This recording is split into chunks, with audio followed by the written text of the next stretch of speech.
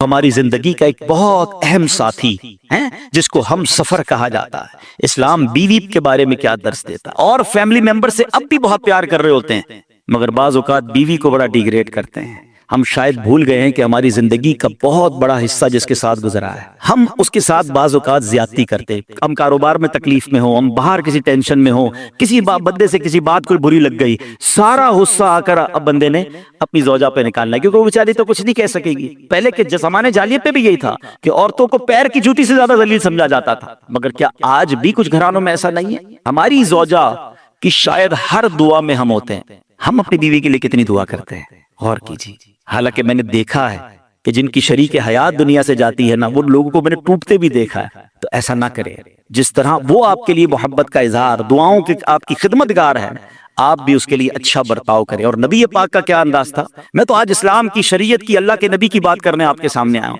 اللہ کے حبیب علیہ الصلوۃ والسلام سے سوال کیا گیا کہ حضور آپ کو دنیا میں سب سے زیادہ پسند کون ہے؟ اللہ کے حبیب نے فرمایا عائشہ۔ نبی پاک نے اپنی زوجہ کا نام لیا۔ نبی پاک گھر اپنی ازواج کے ساتھ کیا انداز ہوتا تھا؟ گھر کا سودا سلف لے کے جاتے، کھانے پینے میں ہاتھ بٹاتے، محبت اور پیار کا اظہار فرماتے، سافٹ ماحول تھا گھر کے اندر۔ کیا ہمارے گھر میں ایسا ماحول ہے؟ اسلام سے پہلے مال کے لیے جانوروں اور دوسرے ساز و سامان کے ساتھ ساتھ بیوی کو بھی رہن رکھوا دیا جاتا تھا۔ جیسے پیسے کوئی رہن رکھواتا تھا نا، بیوی بھی ایک مال کی طرح تھی، لوگ گروی رکھوا دیتے تھے اپنی بیوی کو۔ یہ اسلام سے پہلے عورتوں کا حال تھا، بیویوں کا حال تھا۔ اللہ اکبر! اسلام نے نکاح کے ذریعے عورت کو مرد کے آدھے ایمان کا محافظ قرار دے دیا۔ قرآن کہتا ہے وَعَاشِرُوهُنَّ بِالْمَعْرُوفِ، ان سے اچھا برتاؤ کرو۔ اسلام نے بیویوں کے ساتھ اچھا برتاؤ کرنے والے کو سب سے بہترین قرار۔ واقعی عقل مند خواتین اس بیان کو سنیں گی تو وہ جو مسکنسپشن پیدا کیا جاتا ہے کہ جناب اسلام میں عورتوں کو آزادی نہیں ہے، جناب اسلام میں عورتوں کے لیے گھٹن ہے، اللہ اکبر! ذرا پہلے اسلام سے پہلے کے حالات پڑھو اور اس کے بعد اسلام کے آنے کے بعد عورتوں کو کیا شاندار مقام میرا دین دیتا ہے۔ اللہ کے نبی نے the بیسٹ لوگوں کی جب مثال بیان کی، بہترین لوگوں کی مثال بیان کی، تو نبی پاک فرماتے ہیں، ترمذی کی حدیث ہے، سب سے بہتر وہ ہے جو اپنے اہل کے لیے بہتر ہو، یعنی اپنی فیملی کے لیے بہتر ہو۔ اور آقا فرماتے سنو میں تم سب سے زیادہ اپنے اہل کے لیے بہتر ہوں۔ نبی پاک سب سے زیادہ اپنی فیملی کے لیے بہتر۔ نبی پاک علیہ الصلوۃ والسلام سے ایک شخص نے پوچھا حضور شوہر پر بیوی کا کیا حق ہے؟ تو آپ نے فرمایا جب وہ کھائے یعنی شوہر کھائے تو بیوی کو کھلائے، جب لباس پہنے اسے بھی پہنائے، اس کے چہرے پر نہ مارے، اسے بدصورت نہ کہے، اور اگر سمجھانے کے لیے اس سے علیحدگی کرنی پڑے تو گھر میں ہی علیحدگی کرے۔ اللہ اکبر! ایک بار حضرت عمر فاروق رضی اللہ عنہ کی بارگاہ میں، سنیے گا، بڑا دلچسپ واقعہ ہے۔ سیدنا عمر فاروق کا کتنا بڑا نام ہے، آپ کے جلال کی، آپ کی عدالت کی مثالیں دی جاتی ہیں، بڑے بڑے لوگ آپ کے سامنے تھر تھر کانپتے تھے۔ آپ کا گھر میں انداز کیا تھا کہ ایک شخص آیا کہ میں حضرت عمر کے پاس جاؤں اور بتاؤں میری بیوی جو ہے مجھ سے اس طرح بات کرتی ہے، اور میرا وہ انداز نہیں ہوتا جو شوہر کے سامنے ہونا چاہیے، ہوتا ہے گھروں میں ہو جاتا۔ حضرت عمر کے دروازے پر پہنچا نا تو اندر سے اسے سیدنا عمر فاروق رضی اللہ عنہ کی زوجہ ام کلثوم رضی اللہ عنہ کی ناراضگی کی عالم میں گفتگو کرتے ہوئے سنا۔ وہ حضرت عمر سے بات کر رہی تھی تو وہ شوہر سوچنے لگا کہ میں تو اپنی بیوی کی شکایت لے کر آیا تھا، حضرت کے تو گھر کا بھی معاملہ ہی ایسا ہی ہے۔ تو وہ کہتے میں واپس ہونے لگا۔ حضرت عمر نے بلا لیا، کیوں آئے تھے؟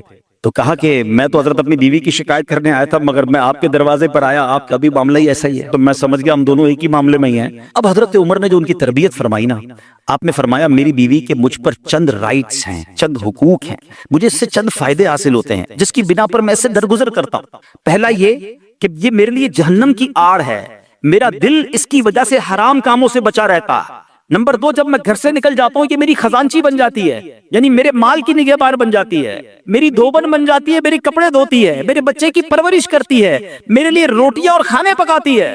تو وہ شخص کہتا ہے یہ سارے فائدے تو مجھے بھی اپنی بیوی سے حاصل ہیں، تو میں تو کبھی درگزر سے کام نہیں لیتا، وہ مجھے کہتی میں اسے لڑنا شروع کر دیتا ہوں۔ کہتا آج آپ کی بات سے نصیحت مل گئی، اب میں اپنی بیوی کی چھوٹی ماٹی باتوں کو میں بھی درگزر کر دوں۔ کتنی پیاری بات بتائی، ہم وہ ساری باتیں بھول جاتے ہیں، ایک غلطی پر پکڑ لیتے، ایک غلطی پر ڈانٹتے، ہر غلطی پر جناب ایسا نہیں ہوتا، ہر غلطی کی سزا سزائے موت بھی ہوتی ہے، ہم غلطیاں نہیں کرتے۔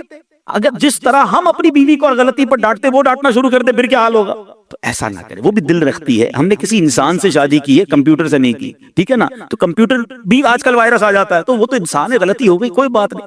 تو سبحان اللہ، اتنا پیارا آخری نبی رسول ہاشمی صلی اللہ تعالی علیہ وسلم، جسے کوئی اہم حاجت درپیش ہو وہ مجھ پر کثرت سے درود شریف پڑھے کیونکہ درود پاک دکھ، درد اور مصیبتوں کو دور کرتا اور رزق میں اضافہ کرتا ہے۔ تو جب بھی کوئی مشکل آئے، پریشانی آئے، تکلیف آئے، ٹینشن آ جائے، تو اس کا بار بار اظہار کرنے سے ٹینشن دور نہیں ہو جاتا۔ کوئی بھی مشکل آتی ہے بندہ سبھی کو بتاتا پھرے، بار بار ذکر کرتا رہے کہ یار بڑی مشکل میں ہوں، بڑی پریشانی میں ہوں۔ شاعر کہتے ہیں نا کہ دکھوں نے تم کو جو گھیرا ہو تو درود پڑھو، دکھوں نے تم کو جو گھیرا ہو تو درود پڑھو، جو حاضری کی تمنا ہو تو درود پڑھو۔ تو جب ٹینشن دور کرنے کا، مشکل دور کرنے کا، پریشانی دور کرنے کا وظیفہ مل گیا ہے، چابی مل گئی ہے، تو پھر فضول باتیں کرنے کی بجائے ہمیں درود پاک کی کثرت کرنی چاہیے۔ صلو علی الحبیب صلی اللہ تعالی علی محمد صلی اللہ علیہ وسلم۔ آج میں آپ کو اللہ کے ایک نبی کا واقعہ سنانا چاہتا ہوں۔ یہ واقعہ قرآن مجید میں بہت تفصیل کے ساتھ موجود ہے، اور یہ واقعہ ایسا ہے کہ میں ان نبی علیہ الصلوۃ والسلام کے عمل کا نام لوں تو نبی علیہ الصلوۃ والسلام کا نام آپ کے ذہن میں خود ہی آ جائے گا۔ یعنی انہوں نے وہ عمل ایسا کیا کہ اب ان کے نام کے ساتھ وہ عمل ایک خاص ٹیگ بن گیا۔ اور اگر میں اب عمل بتاتا ہوں، نام آپ خود بتائیں گے۔ اور ان کا عمل تھا کہ ان کے اندر کمال صبر تھا۔ اب یہ صبر کرنے والے نبی کون ہیں؟ صبر ایوب علیہ السلام۔ مشہور ہے دنیا میں کہ ایوب علیہ السلام کا جو صبر ہے وہ ضرب المثل بن گیا، وہ ایگزامپل بن گیا۔ صبر تو بہت سارے لوگوں نے دنیا میں کیا، مصیبتیں تو بہت سارے اللہ والوں پر آئیں، مگر حضرت ایوب علیہ الصلوۃ والسلام کو اس قدر کمال کا صبر جو ان کا تھا، وہ کیا واقعہ ہے۔ تو آج مشکلیں ہیں، پریشانیاں ہیں، ٹینشن ہیں، لوگ جب پریشان ہوتے ہیں تو صبر کا دامن تھامنے کی بجائے نارملی بے صبری، شکوے اور شکایات کی طرف جاتے ہیں۔ تو زندگی میں جب بھی کوئی معاملہ آئے نا، ہمیں اللہ کے کلام کی طرف رجوع کرنا چاہیے، اللہ والوں کی سیرت کی طرف رجوع کرنا چاہیے، اور رب کریم کے جو منتخب ترین بندے ہیں، دنیا کے افضل ترین جو افراد ہیں، وہ انبیاء کرام علیہ الصلوۃ والسلام ہیں۔ تو ہمیں جب بھی کوئی پرابلم آئے، جب بھی کوئی مسئلہ درپیش ہو، پہلے دیکھیے اللہ والوں نے اس موقع پر کیا کیا تھا، قرآن کیا کہتا ہے، حدیث کیا کہتی ہے، تو پھر زندگی میں چیزیں آسان ہو جاتی ہیں۔ تو حضرت ایوب علیہ الصلوۃ والسلام کی سیرت کے بارے میں جانتے ہیں کہ آپ حضرت اسحاق علیہ الصلوۃ والسلام کی اولاد میں سے ہیں، اور ان کی والدہ حضرت لوط علیہ الصلوۃ والسلام کے خاندان سے ہیں۔ اللہ تعالیٰ نے آپ کو ہر طرح کی نعمت سے نوازا تھا۔ آپ حسن و صورت والے بھی تھے، یعنی آپ کو اللہ پاک نے بہت خوبصورت بھی بنایا تھا، اور اللہ کریم نے مال بھی بہت دیا، اولاد میں بھی کثرت دی۔ یہ ویل آف لائف تھی، خوبصورتی بھی ہے، مال بھی ہے، اولاد بھی ہے۔ اچھا، پھر ظاہر مال تھا تو گھر بھی تھے، جانور بھی تھے۔ اس زمانے میں جو ویلتھ ہوتی تھی، جو پیسہ ہوتا تھا، وہ جانوروں کی صورت میں ہوتا تھا۔ آج کل لوگ گاڑیاں رکھتے ہیں، سونا زیورات رکھتے ہیں، اس زمانے میں جانور ہوتے تھے۔ بلکہ اب بھی اگر پاکستان کے بھی آپ انٹیریئر کے ایریا میں چلے جائیں، گاؤں گوٹ میں جائیں، تو لوگ اپنا مال و دولت سے جانور ہی خرید رہے ہوتے ہیں۔ ان کے نزدیک یہی ان کا جو ہے وہ جو بھی ان کا کاروبار ہوتا ہے اور مال ہوتا ہے۔ اب آپ پر امتحان آیا، آزمائش آئی، اور وہ آزمائش کیسے آئی کہ پہلے آپ کا مکان گرا، اور خاندان کے جتنے افراد تھے اور آپ کے بیٹے تھے، جتنے بھی آپ کے بیٹے تھے نا، وہ سب اس مکان کے تلے دب کر انتقال کر گئے۔ اللہ اکبر۔ آپ کو آ کر خبر دی جاتی گئی کہ حضور آپ کا مکان گر گیا ہے، آپ کے بچے دب گئے اور دب کر ان کا انتقال ہو گیا۔ آپ فرماتے تھے میرا کیا ہے، جس کا تھا اس نے لے لیا، جب تک اس نے مجھے دے رکھا تھا وہ میرے پاس تھا، جب اس نے چاہا اس نے واپس لے دیا، اسی نے دیا تھا نا۔ تھوڑی دیر بعد خبر آئی کہ آپ کے جتنے جانور تھے، ہزارہا اونٹ تھے، بکریاں تھی، ریوڑ کے ریوڑ تھے، سارے جانور جو ہیں وہ مر گئے۔ کسی نے آ کر کہا کہ اب آپ کی جتنی دولت تھی، جتنے جانور تھے، وہ بھی مر گئے۔ سبحان اللہ۔ آپ اللہ کا شکر بجا لاتے، کہتے یا اللہ، جو رب کا تھا اس نے واپس لے لیا، اسی کا تھا، جتنی دیر چاہا میرے پاس رہا، واپس لے لیا اس نے۔ میں اپنے رب کی رضا پر راضی، میں اس امتحان پر راضی ہوں۔ اللہ اکبر۔ اب کیا ہوا کہ آپ کی تمام کھیتیاں اور جو باغات تھے، بہت بڑی زمینیں تھی، بڑے بڑے کھیت تھے، وہ بھی سارے کے سارے برباد ہو گئے۔ کسی نے پا کر بتایا کہ حضور اب تو کھیت بھی گئے، اب باغات بھی گئے۔ آپ نے فرمایا کہ جس کا تھا اس نے لے لیا، میں اس کی رضا پر راضی ہوں۔ جب تک میرے پاس تھا وہ میرے پاس تھا، رب نے واپس لینا چاہا اس نے لے لیا۔ اب he was empty handed، یعنی اب کچھ بھی نہیں تھا، نہ بچے ہیں، نہ مال ہے، نہ جانور ہے، نہ مکان ہے، مگر حضرت ایوب علیہ السلام کی زبان پر پھر بھی شکر ہے، اب بھی شکر ہے، شکوہ نہیں ہے کہ اللہ میں تیری رضا پر راضی ہوں۔ لیکن ابھی امتحان ختم نہ ہوا تھا، اور اس امتحان کے پیچھے بعض مفسرین نے ایک اور قول بھی نقل کیا کہ شیطان نے حضرت ایوب علیہ السلام کو دیکھ کر اللہ کی بارگاہ میں کہا کہ مولا یہ تیرا بندہ اس لیے تیرا شکر گزار ہے کہ تو نے اسے بڑا نوازا ہے، بڑا مال دیا ہے، اولاد دی ہے، گھر دیا ہے۔ اب رب کریم نے حضرت ایوب پر امتحان بھیجا تاکہ پتا چلے کہ میرے نیک بندے امتحان کے بعد بھی صبر کرتے ہیں۔ لیکن اب سب چلا گیا نا، تو شیطان نے کہا کہ ابھی جان تو باقی ہے نا، صحت تو باقی ہے۔ اللہ اکبر۔ مزید آزمائش آئی اور یہ ہوا کہ آپ کو بیمار کر دیا گیا، مبارک جسم پر بڑے بڑے آبلے پڑ گئے، پھوڑے جس کو کہتے وہ پڑ گئے۔ اس حال میں آپ کے سارے دوست بھی آپ کو چھوڑ کے چلے گئے۔ آج کل ویسے بھی حال ایسا ہی ہے جناب، جب تک پیسہ ہے، شہرت ہے، آپ کے پاس کوئی مال ہے تو آس پاس بہت سارے لوگ ہوتے ہیں، مگر جب یہ سب چیزیں چلی جائیں نا تو بعض اوقات ایسی کنڈیشن میں اپنے اور پرائیوں کی جانچ بھی ہو جاتی ہے کہ اب کون کھڑا ہے۔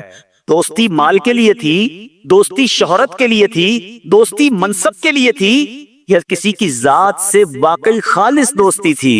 اب کیا ہوا؟ آپ کے سارے رشتہ دار، سارے دوست بھی دور چلے گئے، سوائے آپ کی فرما بردار زوجہ تھی جن کا نام تھا رحمت بن افراہیم، اور یہ حضرت یوسف علیہ السلام کی پوتی بھی تھی، اللہ کے نبی کی آل سے تھی، وہ آپ کی خدمت کرتی رہی۔ اب جسم پر پھوڑے ہیں، آبلے ہیں، ایک بیوی ہے، نہ پیسہ ہے، نہ مال ہے، نہ بچے ہیں، واٹ ایور جو تھا سب ختم، مگر زبان ہے کہ اس پر پھر بھی اللہ کا ذکر جاری ہے، پھر بھی شکر جاری ہے، پھر بھی صبر ہے۔ بات کرنا آسان ہے جناب، مشکل آئے اور صبر کرے بندہ، اصل امتحان یہ ہے۔ زباں پر شکوائے رنجو علم لایا نہیں کرتے، زباں پر شکوائے رنجو علم لایا نہیں کرتے، نبی کے نام لیوا غم سے گھبرایا نہیں کرتے۔ ہم میں سے کسی پر ایسی آزمائش نہیں آئی نا، چھوٹی موٹی آزمائشیں تو آتی رہے گی۔ ایک بات یاد رکھنا، یہ زندگی کی جو گاڑی ہے نا، یہ مسائل کے پہیوں پر ہی چلتی ہے۔ ہمیں بعض اوقات کسی کی گاڑی، کسی کا مکان، کسی کا خوبصورت چہرہ، کسی کی مسکراہٹ دیکھ کر لگتا ہے یار یہ تو دنیا کا سب سے سخی آدمی ہے۔ ایسا نہیں، وہ یہ نہ سمجھے کہ سارا جہان جناب سخی ہے اور میں اکیلا دکھی ہوں، ایسا نہیں ہوتا، بلکہ ہر اس جہاں میں تقریباً ہر بندہ ایسا ہوتا ہے جس کے ساتھ کوئی نہ کوئی دکھ لگا ہوا ہوتا ہے، کوئی نہ کوئی پریشانی ہے، کسی کو مال کی پریشانی، کسی کو روزگار کی پریشانی، کسی کو بیماری لگی ہے، کسی کو اور ٹینشن ہے۔ تو یہ کبھی بھی نہ سوچے کہ میں زندگی گزاروں گا اور کوئی ٹینشن نہیں آئے گی۔ تیار رہو امتحان کے لیے، امتحان ضرور آنا۔ اب کمال یہ ہے کہ اس امتحان میں پاس کون ہوتا ہے۔ حضرت ابراہیم پر امتحان آیا، زبان پر صبر ہے، شکر ہے، شکوہ نہیں ہے۔ اب کیا ہوا کہ آپ کا سال ہاں سال تک یہ محال رہا، یہ 2-4 مہینے کا پرابلم نہیں تھا، کئی سال تک آپ بیمار رہے۔ آپ کی زوجہ جو ہے وہ خدمت کرتی رہی۔ اچھا یہاں ایک غلط فہمی دور کر دوں کہ کچھ لوگ یہ کہتے ہیں، یہ کتابوں میں پتہ نہیں کچھ کتابوں میں لکھ دیا گیا کہ حضرت ایوب علیہ السلام کو معاذ اللہ کوڑ کی بیماری ہو گئی تھی۔ ایسا بالکل نہیں تھا، کوڑ کی بیماری نہیں ہوئی تھی، بلکہ نہ کوڑ ہوا نہ جزام ہوا، آپ کو جسم پر پھوڑے پھنسیاں جن کو کہتے ہیں آبلے نکل آئے تھے، کیونکہ کوڑ کی بیماری وہ ہوتی ہے کہ جس سے لوگ نفرت یا حقارت کرتے ہیں۔ اللہ کے کسی بھی نبی کو کبھی بھی کوئی ایسی بیماری نہیں ہوئی جس کی وجہ سے لوگ اس سے حقارت یا نفرت کریں یا دور بھاگیں، کیونکہ اللہ نے ان نفوس قدسیہ کو، ان نیک بندوں کو، ان منتخب شخصیات کو لوگوں کی ہدایت کے لیے بھیجا ہے۔ ان کو کبھی کوئی ایسی چیز نہیں ہوئی کہ جس سے لوگ گھن کھا کر دور بھاگیں، تو یہ بالکل غلط ہے۔ البتہ آپ کے جسم پر آبلے تھے، پھوڑے تھی، اور اللہ اکبر، آپ اس حال میں کیا رب سے عرض کرتے تھے؟ آپ عرض کرتے تھے، قرآن میں یہ الفاظ موجود ہیں، انی مسنی الضر وانت ارحم الراحمین۔ ترجمہ کیا ہے؟ مجھے تکلیف پہنچی اور تو سب مہر والوں سے بڑھ کر مہر والا ہے، رحم کرنے والوں میں سب سے بڑھ کر رحم کرنے والا ہے۔ یعنی اللہ کی بارگاہ میں یہ عرض کرتے تھے، یا اللہ تکلیف پہنچی ہے، رحم تو نے کرنا ہے، تو ارحم الراحمین ہے۔ زمانے سے نہیں کہتے تھے۔ یہاں ایک اور پرابلم ہے، میں کوئی مسئلہ ہوتا ہے، پرابلم آتی ہے، ہم ساری دنیا سے کہتے ہیں یہ مسئلہ ہو گیا، یہ پرابلم ہو گئی۔ نہیں، ساری دنیا میں سے کوئی آپ کا مسئلہ حل نہیں کر سکتا۔ اس سے بات کرو نا جو مسائل کو حل کرنے والا ہے، اس سے عرض کرو نا جو مصیبت کو دور کرنے والا ہے۔ ادھر ادھر جانے کی بجائے پرابلم یہ ہے، جب بھی مشکل آتی ہے ہم سب کے پاس جاتے ہیں، ہم رب کے پاس نہیں جاتے۔ جاؤ اس کے پاس جو حل المشکلات ہے، جو مصیبتوں کو حل کرنے والا ہے، اس کی بارگاہ میں فریاد کرو۔ وہ شاعر کتنی پیاری بات لکھتے ہیں نا، یہ بہت سارے لوگوں کے لیے درس ہے جو اپنی پرابلمز کے لیے دنیا والوں کے پاس جاتے ہیں۔ ارے اگر پکارنا ہے تو اللہ کی بارگاہ میں پکارو، التجا کرنی ہے تو اللہ کے حبیب سے عرض کرو نا۔ شاعر لکھتے ہیں، کسی کا احسان کیوں اٹھائیں، کسی کو حالات کیوں بتائیں، کسی کا احسان کیوں اٹھائیں، کسی کو حالات کیوں بتائیں، تمہیں سے مانگیں گے تم ہی دو گے، تمہارے در سے ہی لو لگی ہے۔ ہم اللہ کی بارگاہ میں عرض کریں، اللہ کے حبیب کی بارگاہ میں لو لگائیں۔ دنیا والوں کے پاس کچھ نہیں رکھا، لیکن ہم دنیا والوں کو بتا کر اپنے صبر کا ثواب بھی ضائع کر دیتے۔ دیکھو حضرت ایوب علیہ السلام کا صبر، کسی سے نہ کہا، اللہ کی بارگاہ میں عرض کرتے رہے۔ اب آپ کی آزمائش کا وقت پورا ہوتا ہے، دعا کرتے رہے، التجا کرتے رہے، صبر کرتے رہے۔ حکم ہوا کہ اپنا پاؤں زمین پر مارو۔ حضرت ایوب علیہ السلام نے پاؤں زمین پر مارا تو زمین سے ایک چشمہ پھوٹ اٹھا۔ حکم الہی سے حکم دیا گیا کہ اب اس پانی سے غسل کرو۔ آپ نے جب اس پانی سے غسل کیا تو آپ کی تمام بیماریاں دور ہو گئی۔ پھر آپ 40 قدم چلے، دوبارہ زمین پر قدم مارنے کا حکم دیا۔ قدم مارتے ہی ایک اور خوبصورت لذیذ ٹھنڈے پانی کا چشمہ نمودار ہوا۔ پانی ٹھنڈا، میٹھا اور لذیذ تھا۔ اب آپ نے وہ پانی پیا تو آپ کے باطن میں نور ہی نور پیدا ہو گیا، اور آپ کو اعلیٰ درجے کی صحت اور نورانیت حاصل ہو گئی۔ اور سنو، میرا رب تو قادر ہے نا، اللہ تعالیٰ نے آپ کی وہ ساری اولاد جو دب کر کئی سال پہلے مر گئی تھی، انتقال فرما گئے تھے، اللہ نے ان تمام اولاد کو پھر زندہ فرما دیا، اور آپ کی بیوی کو دوبارہ جوانی بخشی، اور اب اس کے بعد بھی آپ کی کثیر اولاد ہوئی۔ سنو سنو، جو جانور چلے گئے تھے نا، اللہ نے مویشی، اسباب و خزانہ اس سے زیادہ آپ کو پھر سے عطا فرما دیا۔ صبر کیا تھا نا۔ ان اللہ مع الصابرین۔ اچھا، یاد سب کو ہے یہ آیت، بچپن سے یاد ہے، اللہ صابروں کے ساتھ ہے، صبر کرنے والوں کے ساتھ ہے، مگر صبر کرنا نہیں ہے۔ امتحان آنا ہے تو صبر کرنا نہیں ہے، آیت سب کو پتا ہے۔ اچھا، جس کے ساتھ پرابلم ہو جائے نا، اس کو بھی بندہ درس دینے جا رہا ہوتا ہے، بھائی صبر کرنا، اللہ آپ کو صبر دے، لیکن جب اس پر امتحان آتا تو یہ صبر کرتا نہیں ہے۔ دوسروں کو درس دے رہا تھا، آج تیری باری آئی ہے نا، اس صبر کا دامن نہ چھوڑیں۔ میں آپ کو ایک بات سوال پوچھنا چاہتا ہوں، آج کل ہم بڑے لوگوں سے تعلقات کیوں بنانے کی کوشش کرتے ہیں؟ یار جب کوئی مشکل ٹائم آئے گا نا تو یہ بندہ کام آئے گا، یہ پیسے والا دوست ہے، یہ اس کے تعلقات بہت ہیں، اس کی گورنمنٹ میں بات ہے، اس کی وکیلوں میں بات ہے، 4-5 ایسے دوست ہونے چاہیے۔ ڈاکٹروں کے اندر بڑی اچھی اس کی دوستی ہے، کوئی ڈاکٹر کا بھی کام آئے گا تو یہ بندہ کام آ جائے گا۔ ہم دنیا والوں سے تعلقات اس لیے بناتے ہیں تاکہ یار مصیبت آئے تو یہ بندہ کام آئے، اور نارملی اکثر ایسا ہوتا ہے کہ جس سے امید رکھی ہوتی ہے مصیبت کے وقت وہ غائب ہو جاتا ہے۔ لیکن رب خود قرآن میں فرما رہا ہے، ان اللہ مع الصابرین، صبر کر لو، اللہ کی رحمت تمہارے ساتھ ہو جائے گی۔ اب میں آپ سے سوال کرتا ہوں، دنیا کے تعلقات ہوں یہ ضروری ہے یا یہ فائدہ مند ہے، یا بندہ صبر کر لے تو اللہ کی رحمت ساتھ ہو جائے، سارے غم ویسے ہی دور ہو جائیں گے؟ صبر، اس کو نہیں چھوڑنا ہے۔ تو حضرت ایوب علیہ السلام کی زندگی میں ایک اور واقعہ یہ ہوا کہ جب آپ بیمار تھے، آپ کو پتہ ہے جب بندہ بیمار ہوتا ہے تو بعض اوقات اس کی طبیعت پہ کیفیات بھی ہوتی ہیں، تو آپ نے اپنی زوجہ کو پکارا، تو آپ کی زوجہ کچھ دیر میں حاضر ہوئی، تو آپ نے جلال میں آ کر اس کو 100 درے، اپنی زوجہ کو 100 کوڑے مارنے کی قسم کھا لی۔ اب جب صحت آ گئی تو قسم تو آپ نے کھائی ہوئی تھی، تو اب کیا کرتے؟ اس بیوی نے تو خدمت بھی بہت کی تھی، اب اسے کوئی خاص کیفیت تھی، آپ نے قسم اٹھا لی تھی۔ سبحان اللہ، ایوب علیہ السلام کو اللہ کریم نے قرآن میں کیا حکم دیا کہ اے ایوب، آپ ایک یعنی 100 جس کو کہتے ہیں تنکے، 100 تنکوں والی جھاڑو لیں اور اس جھاڑو کو ایک مرتبہ اپنی بیوی کو مار دیجئے تو آپ کی قسم جو ہے وہ پوری ہو جائے گی، یعنی قسم کا کفارہ نہیں دینا ہوگا۔ اللہ اکبر! اللہ نے اس نبی علیہ السلام کی فرما بردار بیوی کی جو سزا تھی یا جو معاملہ تھا اس کو کتنا آسان فرما دیا۔ تو رب کریم نے قرآن مجید فرقان حمید میں اس کو کس طرح بیان فرمایا؟ وَخُذْ بِيَدِكَ ضِغْصًا فَاضْرِبْ بِهِ وَلَا تَحْنَثْ، فرمایا کہ اپنے ہاتھ میں ایک جھاڑو لے کر اسے مار دے اور قسم نہ توڑ۔ اِنَّا وَجَدْنَاهُ صَابِرًا، فرمایا ہم نے اسے صابر پایا۔ نعم العبد، کیا اچھا بندہ، انہو اواب، بے شک وہ بہت رجوع لانے والا ہے۔ ارے آج دنیا کسی کو کہے یہ صبر والا ہے، حضرت ایوب کی شان دیکھو کہ رب فرما رہا ہے قرآن میں انا وجدناہ صابرا، اور ہم نے ایوب کو صبر کرنے والا پایا، صابر پایا۔ اللہ حضرت ایوب کے صبر کے صدقے ہمیں بھی صابرین میں شامل فرما لے۔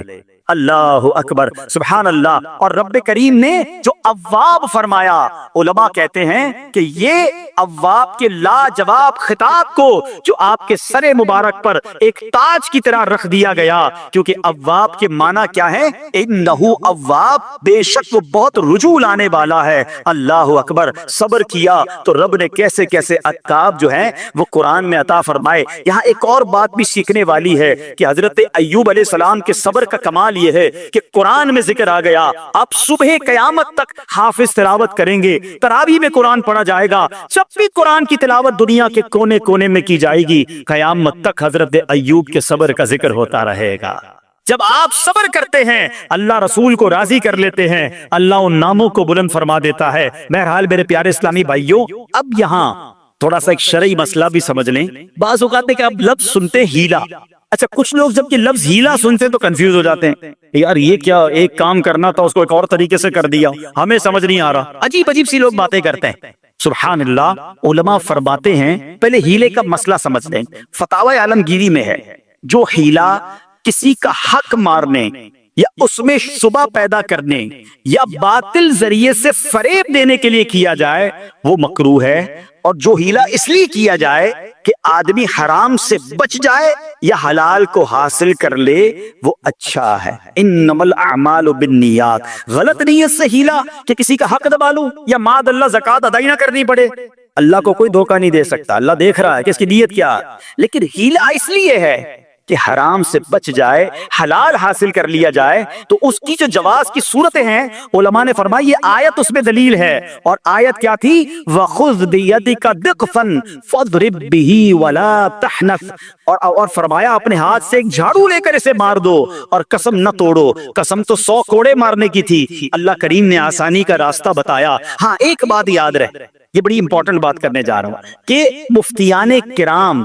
قابل اعتماد مفتیان کرام سے رہنمائی لے کر ہم جیسے لوگوں کو، عوام الناس کو کوئی ہیلا اپنے طور پہ نہیں کر لینا چاہیے۔ ہاں، کیونکہ بعض ہیلوں کی شرعی طور پر اجازت نہیں ہوتی، اور بعض اوقات ہیلا کرنے میں ایسی غلطی لوگ کر جاتے ہیں جن کی وجہ سے ہیلا ہوتا ہی نہیں ہے۔ تو یہاں صرف آپ کو دلیل بتانا تھا، باقی اگر کسی قسم کا کوئی شرعی ہیلا کرنا ہے تو قابل اعتماد مفتیان کرام سے رجوع کیا جائے۔ سبحان اللہ۔ اب حضرت ایوب علیہ السلام کے صبر کی بات ہوئی ہے نا، اللہ نے پتہ ہے آپ کو کتنا مقام عطا فرمایا کہ نبی کریم صلی اللہ تعالی علیہ وآلہ وسلم نے ارشاد فرمایا حضرت ایوب لوگوں میں سب سے بڑھ کر عالم، صابر اور غصہ پینے والے تھے۔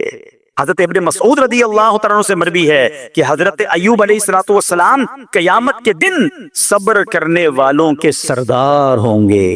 ہاں، صبر کرنے والوں کے بھی سردار ہوں گے۔ اچھا بعض اوقات ہوتا کیا ہے، اچانک کوئی پرابلم آ گئی، کہیں آگ لگ گئی، گاڑی میں نقصان ہو گیا، پیسے چوری ہو گئے، موبائل چوری ہو گیا، کوئی چیز میں نقصان ہو گیا، کاروبار میں نقصان ہو گیا، صحت خراب ہوئی، بندہ کہتا ہے یار یہ میرے ساتھ کیوں ہوا ہے، میں نے ایسا کیا کیا ہے؟ بعض اوقات زبان سے شکوے، شکایت، حالانکہ قرآن مجید فرقان حمید نے تو پہلے ہی ہمیں بتا دیا ہے ہمارا پرابلم پتہ ہی کیا ہے؟ ہم بہت ساری باتیں جانتے ہیں دنیا کی، قرآن و حدیث پڑھتے نہیں ہیں تو مینٹلی پریپیئرڈ نہیں رہتے۔ آپ کو پہلے ہی پتا ہو کہ یار گرمیاں آنے والی ہیں تو اچانک گرمیاں آئیں گی تو پریشان نہیں ہوں گے نا، آپ کو پتا تھا جون جولائی میں گرمی ہوتی ہے بھائی، سردیاں نہیں ہوتی، آپ پنکھا بھی تیار رکھتے ہیں، ٹھنڈا پانی کا انتظام بھی رکھتے ہیں، گرمی کے وقت باہر کم نکلتے ہیں، اور سردیاں آتی ہیں آپ کو پہلے ہی پتا ہوتا ہے، رضائی تیار کر لیتے ہیں، سویٹر نکال لیتے ہیں۔ ایسا نہیں ہوتا کہ صبح اٹھتے تو 40 ڈگری ہوتا ہے، دوسرے دن اٹھتے تو 5 ڈگری ہوتا ہے، بندہ کہ یار آج ٹھنڈ کی ہو گئی، کل گرمی کی ہو گئی۔ مینٹلی پریپیئرڈ جب بندہ ہوتا ہے تو وہ تیار ہوتا ہے۔ اگر جو قرآن پڑھنے والا ہے، حدیث پڑھنے والا ہے، اس کو تو پہلے ہی مینٹلی پریپیئرڈ ہونا ہے۔ کیوں؟ قرآن کا وعدہ ہے نا، قرآن کا اعلان سنو۔ اللہ کریم قرآن مجید میں کیا ارشاد فرماتا ہے؟ بسم اللہ الرحمن الرحیم وَلَنَبْلُوَنَّكُمْ بِشَيْءٍ مِّنَ الْخَوْفِ وَالْجُوعِ وَنَقْصٍ مِّنَ الْأَمْوَالِ وَالْأَنفُسِ وَالثَّمَرَاتِ وَبَشِّرِ الصَّابِرِينَ۔ اور ضرور ہم تمہیں آزمائیں گے۔ کیا فرمایا؟ ضرور آزمائیں گے، تیار رہو۔ دیر از ایگزامینیشن۔ اچھا آزمائش کن کی چیزوں کی ہوگی؟ سبحان اللہ، قرآن نے لسٹ بھی دے دی ہے کہ آزمائش کیا ہوگی۔ فرمایا کچھ ڈر سے، اچانک خوف آ جاتا ہے نا، کوئی دشمن آ جاتا ہے، کوئی دھمکی دے رہا ہوتا ہے، اچانک حالات خراب ہو جاتے ہیں، دل میں خوف بیٹھ جاتا ہے۔ پھر فرمایا بھوک سے، مال کم ہو گیا، تنگی آ گئی تو بھوک سے۔ پھر فرمایا کچھ مالوں اور جانوں اور پھلوں کی کمی سے، کبھی کاروبار میں نقصان ہوگا، کبھی کسی کے باغات ہے تو باغ فصل اجڑ سکتی ہے، آپ کو کوئی نقصان ہو سکتا ہے، کسی جگہ آگ لگ سکتی ہے، اور جانوں کی کمی سے بیماری بھی آ سکتی ہے۔ مگر آگے کیا فرمایا؟ وَبَشِّرِ الصَّابِرِينَ، خوشخبری سنا ان صبر والوں کو۔ اور جب سبحان اللہ یہ ایگزام آتا ہے نا، جو اس ایگزام سے نکل جاتا ہے تو رب نے فرمایا خوشخبری ہے۔ اللہ اکبر، ہم نے زندگی میں دیکھا ہے جس نے مصیبت پر صبر کیا، اللہ کی رضا پر راضی رہا، اللہ نے مشکل سے بھی نکالا اور پہلے سے اسے زیادہ عطا فرما دیا۔ ہمارا پرابلم یہ ہم ٹیسٹ میں فیل ہو جاتے ہیں، جیسے امتحان شروع ہوا واویلا شروع، شور شروع، شکوے شروع، سب کو بتانا، حالانکہ کر کوئی نہیں سکتا لیکن سب کو بتائیں گے۔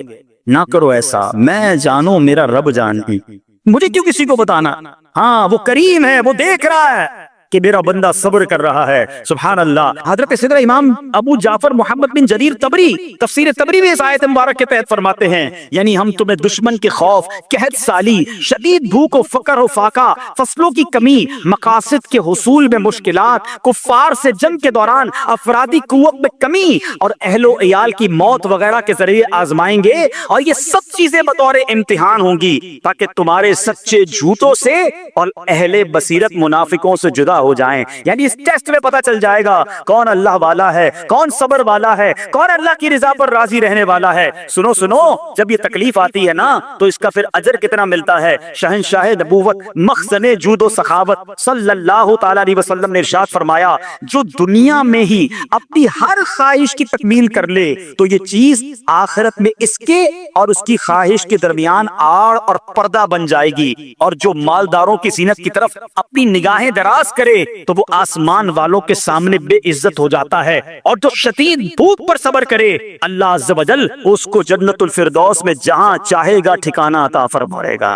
ہاں، ہر چیز پوری ہو جائے، جو چاہیے وہ مل جائے، یہ نہیں ہونا چاہیے۔ کچھ نہ کچھ آزمائشیں آئیں گی، اور اگر سب ادھر مل گیا تو ادھر پھر کیا ملے گا؟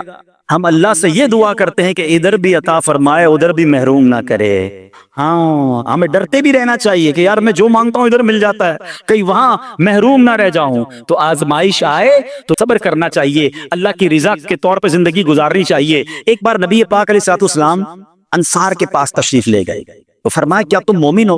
بڑا کمال کا سوال جواب ہے، ذرا غور کیجئے۔ ہمارے پاس بھی کوئی آ کر کہے کہ کیا تم مومن ہو تو ہم کیا جواب دیں گے؟ صحابہ خاموش رہے۔ سیدنا فاروق اعظم نے کہا حضور ہاں ہم مومن ہیں۔ شاید ہمارا بھی جواب یہی ہوگا، مومن۔ مگر اگلا سوال سنو نبی پاک علیہ الصلوۃ والسلام کا۔ فرمایا کہ اگر تم مومن ہو تو تمہارے ایمان کی علامت کیا ہے؟ اب ہم سے کوئی یہ سوال کرے تو ہم جواب کیسے دیں گے؟ بھائی تم کہہ رہے ہو مومن ہیں، واٹ از دا سمپٹمز کوئی نشانی کوئی علامت تو بتاؤ نا.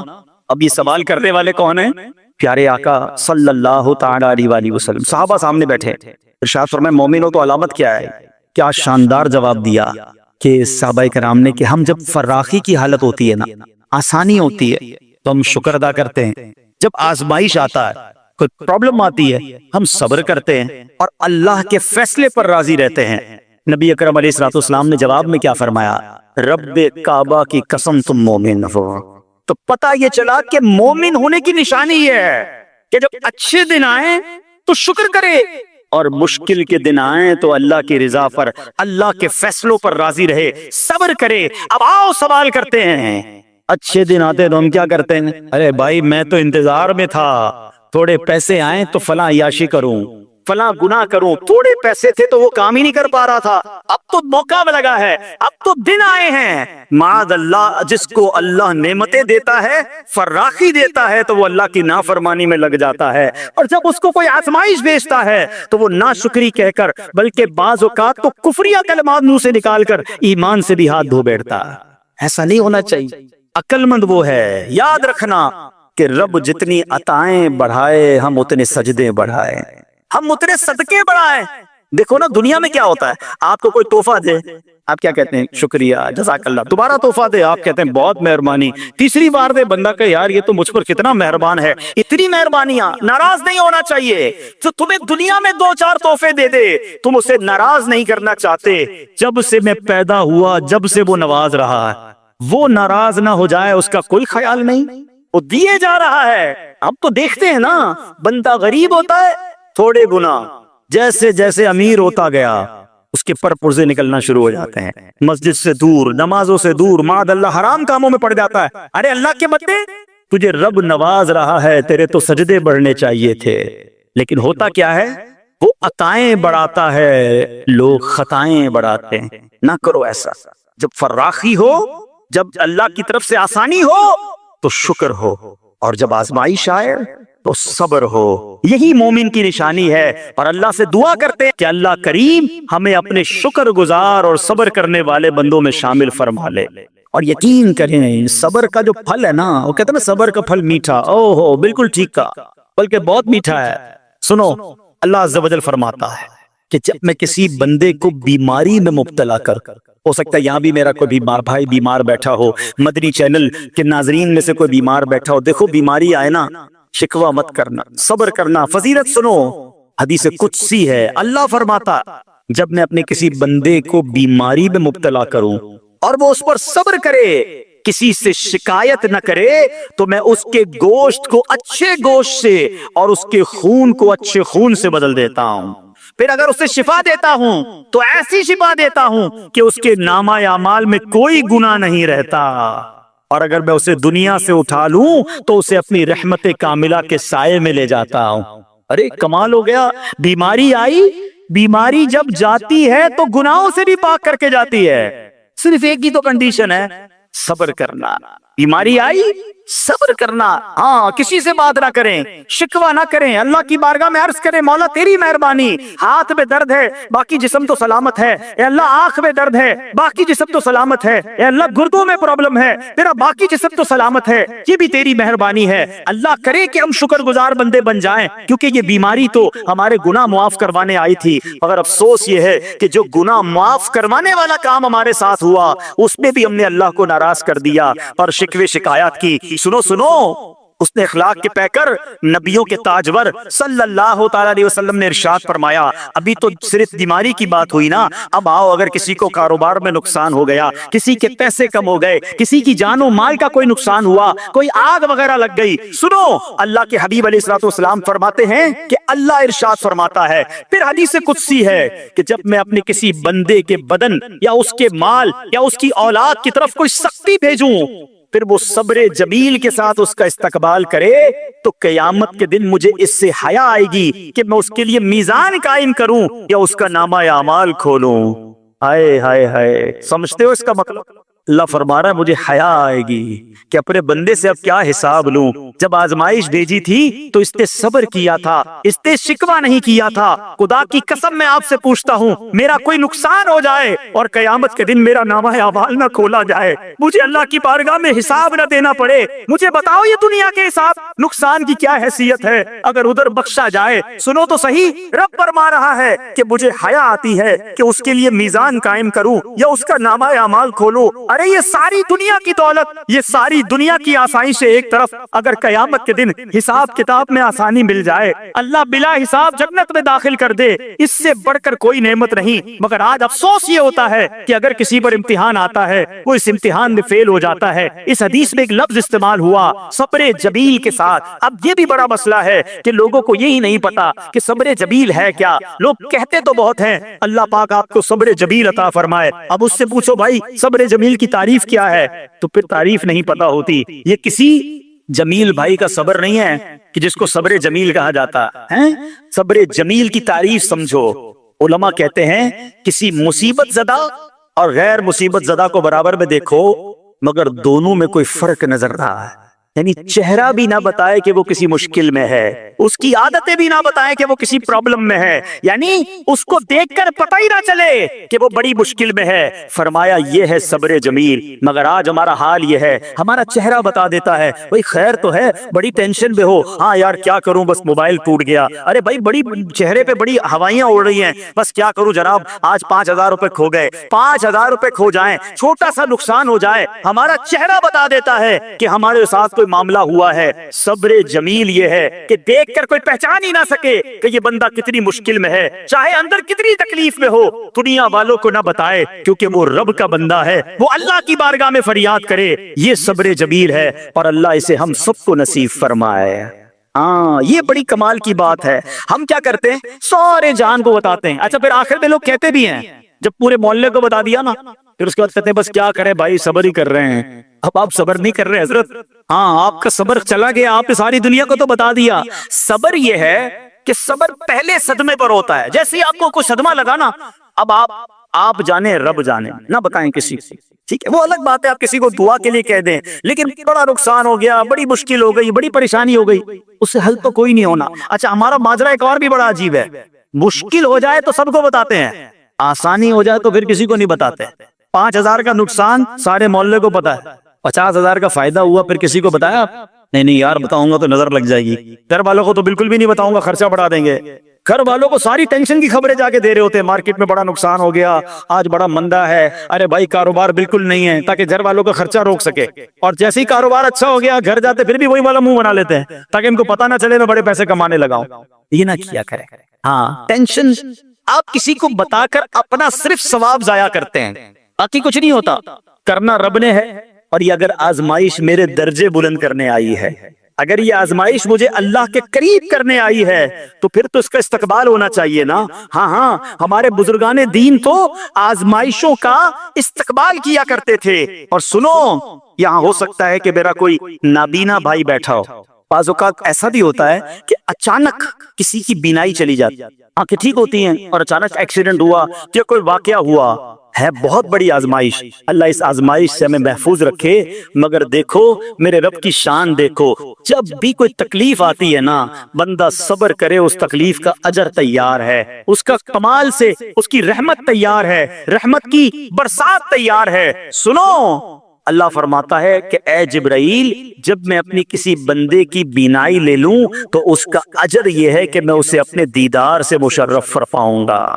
ہاں آنکھیں گئی ہیں مگر اللہ فرماتا ہے میں اپنا دیدار کرواؤں گا, بس صرف صبر کرنا ہے. اسی طرح میرے پیارے اسلامی بھائیوں, بعض لوگوں کے یہاں بچے کا انتقال ہو جاتا ہے, چھوٹے چھوٹے بچوں کا انتقال ہو جاتا ہے, یا بعض اوقات پیدائشی بچہ مرا ہوا ہوتا ہے پیدا, اس کا انتقال ہو جاتا ہے, یا بعض اوقات ولادت سے پہلے ہی بچہ ضائع ہو جاتا ہے.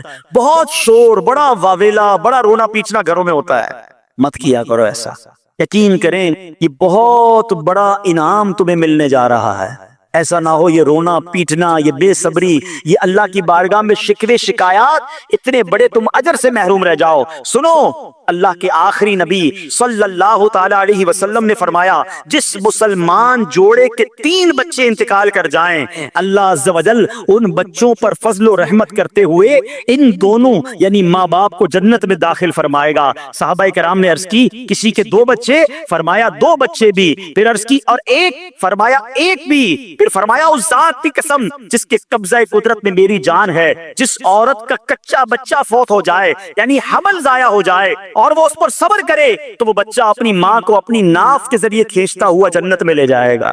یہ تو جنت کا ٹکٹ تھا، مگر شکوے شکایات الامان والافیس، گھر میں موت میت کو نقصان ہو جائے ہماری عورتیں ہمارے گھر کے افراد وہ واویلا کرتے ہیں۔ معاذ اللہ، بعض اوقات تو کفریہ کلمات زبان پر ہوتے ہیں، معاذ اللہ ثم معاذ اللہ، کہتے کہ اللہ کو ہمارا ہی گھر ملا تھا، اتنے چھوٹے بچے کا کیا قصور تھا؟ یہ تمہارے جملے، ایک تو گھر میں مصیبت پہلے ہی آئی ہوئی ہے اور تم اللہ پر اعتراض کر کے معاذ اللہ اللہ کو ظالم کہہ کے اپنا ایمان بھی ضائع کر بیٹھے، یہ تو اس سے بڑی مصیبت ہو گئی نا۔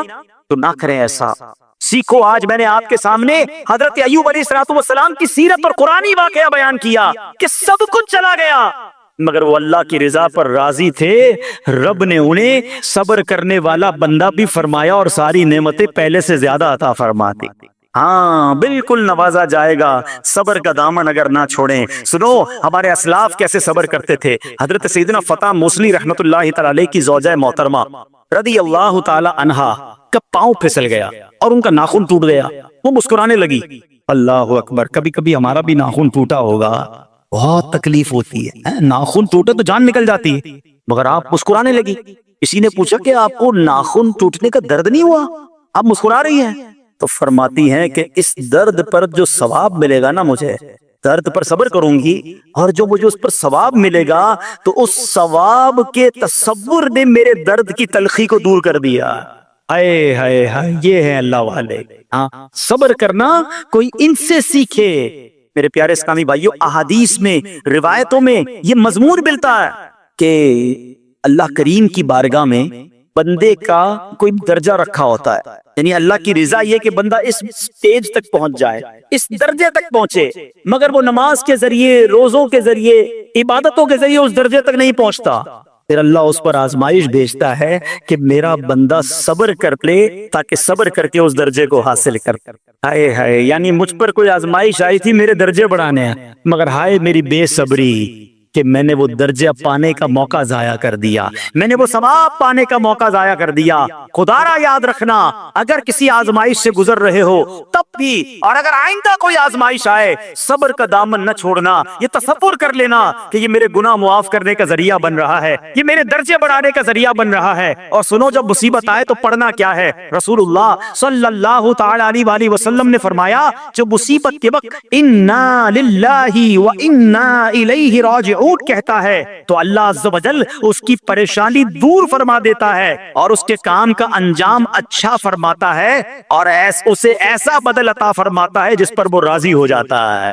تو یہ پڑھ لیں، لیکن شکوہ کریں، دنیا والوں کو بتانے کی حاجت نہیں۔ اچھا، وہ جو میں بات کر رہا تھا کہ تکلیف سب کو بتانی ہے اور راحت کے بارے میں کسی کو کوئی شکر کرتا ہوا نظر نہیں آتا۔ ایک بار ایک شخص کے سر پر جو ہے نا وہ تکلیف ہوئی، سر میں درد ہو گئی، اس نے پٹی باندھی اور گھومنے لگا۔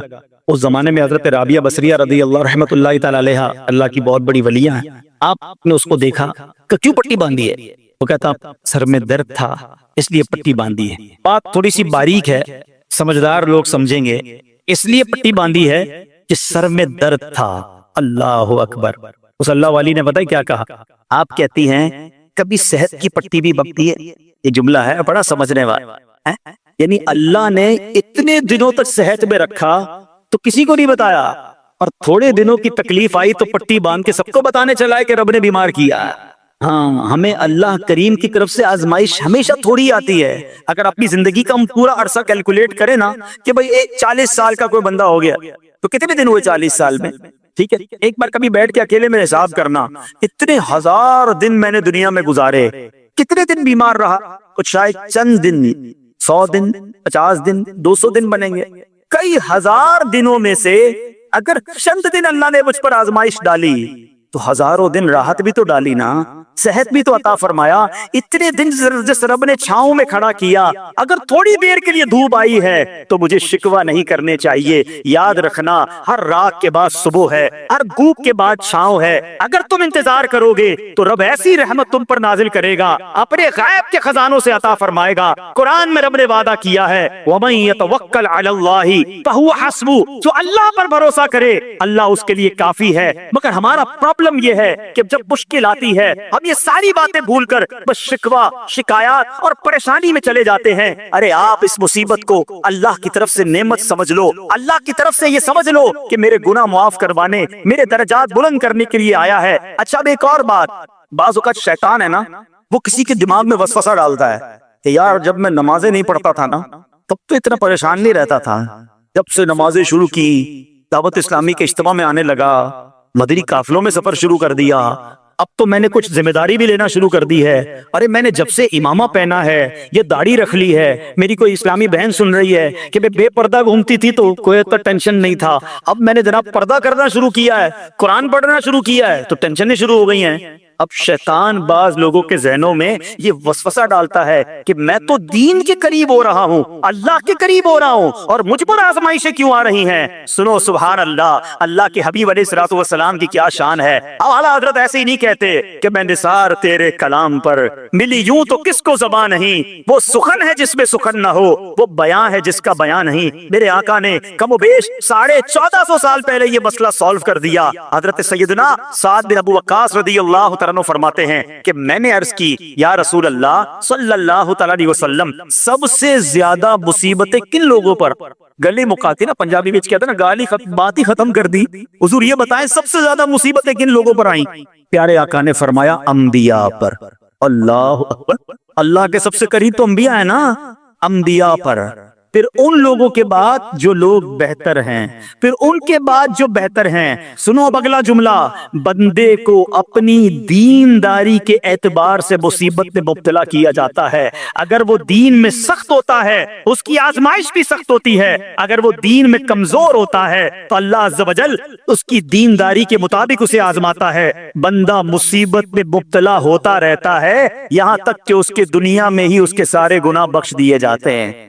گویا اللہ کی یہ رحمت ہے کہ بندہ بڑا نیک ہو رہا ہے, رب چاہتا ہے کہ اس بندے پر آزمائش بھیجوں, میرا نیک بندہ صبر کرے, اس کے گناہ معاف ہو جائیں اور میرے پاس آئے تو اس کو جنت میں داخل کر دوں. اللہ اکبر. اے پیارے اسلامی بھائیو, یاد رکھنا, اب جو میں نے ایک سوال قائم کیا تھا نا کہ یار میں تو دین کے قریب, میں تو اللہ کے قریب ہونے کی کوشش کر رہا ہوں, اور ایک کے بعد ایک آزمائش آ رہی ہے, یہ کیا ہے؟ اب ایک اور حدیث سن لو. سبحان اللہ. حضرت سیدنا انس رضی اللہ تعالیٰ عنہ سے روایت ہے, سرکار والا تبار, ہم بے کسوں کے مددگار, شفیع روز شمار, تو عالم کے مالک و مختار صلی اللہ تعالی علیہ وآلہ وسلم نے فرمایا, جب اللہ عز و جل کسی بندے سے محبت فرماتا, سننا ذرا غور سے, اللہ عز و جل جب اپنے کسی بندے سے محبت فرماتا ہے یا اسے اپنا دوست بنانے کا ارادہ فرماتا ہے تو اس پر آزمائشوں کی بارش فرما دیتے.